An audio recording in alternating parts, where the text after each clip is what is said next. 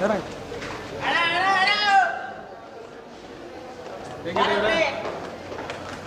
ಹೇಗಿದೆ ಸಿನಿಮಾ? ಚೆನ್ನಾಗಿದೆ.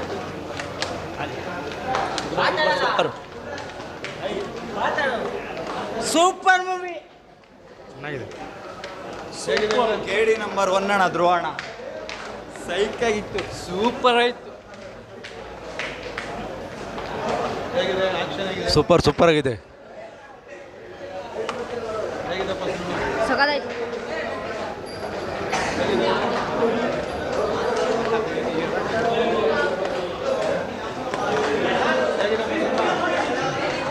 ಸೂಪರ್